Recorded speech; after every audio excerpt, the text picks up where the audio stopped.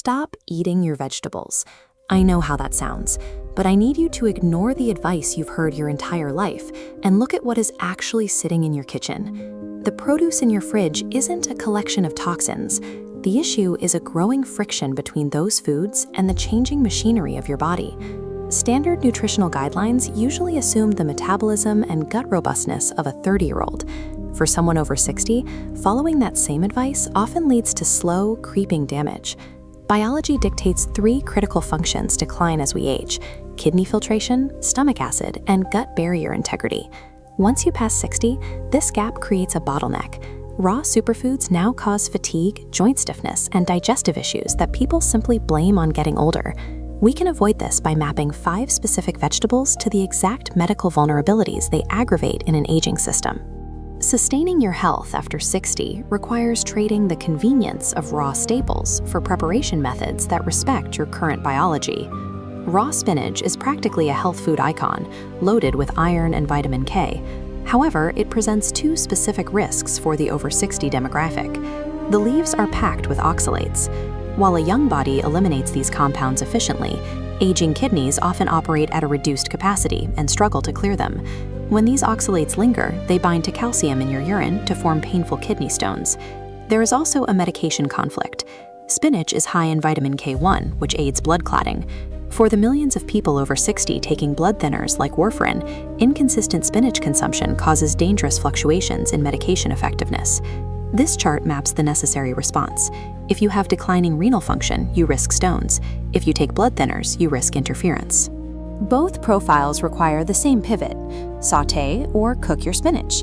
Cooking significantly reduces the oxalate content.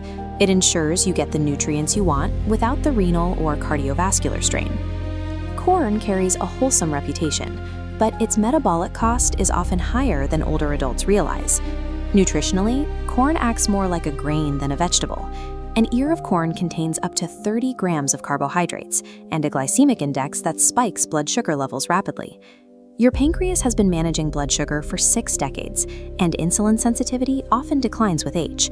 This makes corn-heavy diets a driver for inflammation and worsening insulin resistance. Beyond the sugar, corn is mechanically difficult to digest. The cellulose shell survives the stomach and ferments in the colon, leading to the bloating and gas that many older adults find increasingly disruptive. For the pre-diabetic profile, corn causes insulin spikes. For those with slow gut motility, the result is severe bloating. This dictates a reclassification of corn as a grain that must be strictly limited. If you are managing your blood sugar or noticing increased gut discomfort, removing corn from your vegetable list is a necessary step for metabolic stability. Heavy hitters like broccoli, kale, and cabbage are vital for their cancer-fighting properties, but in their raw state, they tax an aging system. Raw cruciferous vegetables contain goitrogens. These compounds interfere with the thyroid's ability to absorb iodine, which is essential for hormone production. Hypothyroidism, an underactive thyroid, is common after 60. Regular consumption of raw kale or broccoli can exacerbate this, leading to the fatigue and brain fog often dismissed as just getting older. These vegetables also contain raffinose, a carbohydrate that requires a robust gut microbiome to break down. In a slower digestive system, raffinose sits and ferments, creating significant cramping and discomfort.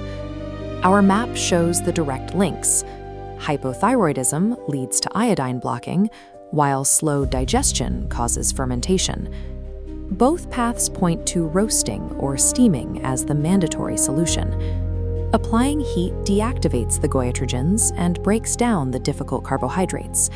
Cooking makes these between style available without the hormonal or digestive cost. We need to distinguish between fresh tomatoes and the concentrated products found in cans, pastes, and jarred sauces.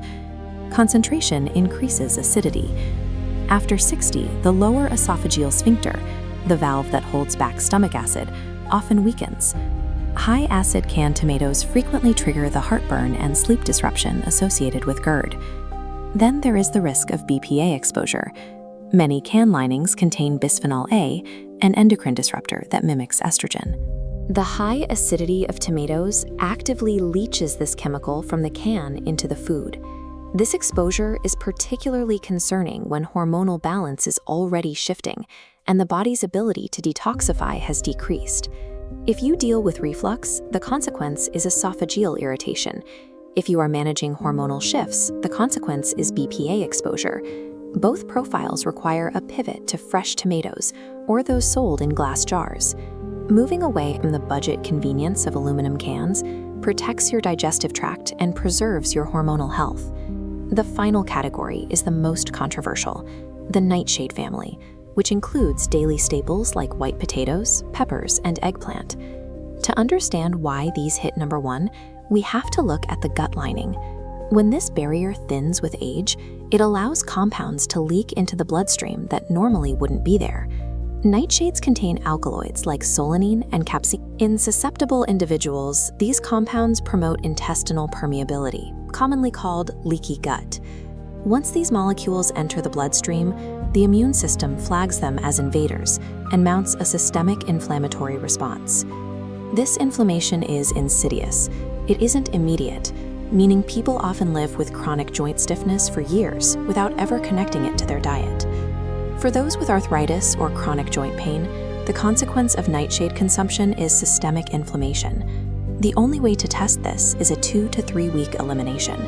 If you've been told to just take more ibuprofen for your joints, testing this dietary variable is a necessary diagnostic tool.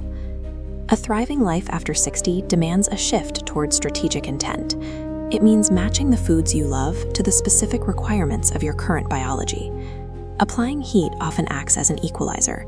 For most of these vegetables, the solution is found in changing your preparation. This matrix audits your personal health profile against these 5 categories. Each row represents a condition, from blood thinners to joint pain and reflux. Checking your specific symptoms highlights the necessary pivot, whether it's switching to glass jars, cooking greens, or limiting starchy greens. Identify the chronic complaint that impacts your quality of life the most right now. Commit to the corresponding preparation change for just 2 weeks. Use that time to measure the actual difference in your physical comfort. You've earned the wisdom to listen to your body. Applying it ensures you maintain control over your own vitality. Biological awareness provides the control needed to bypass dietary fear.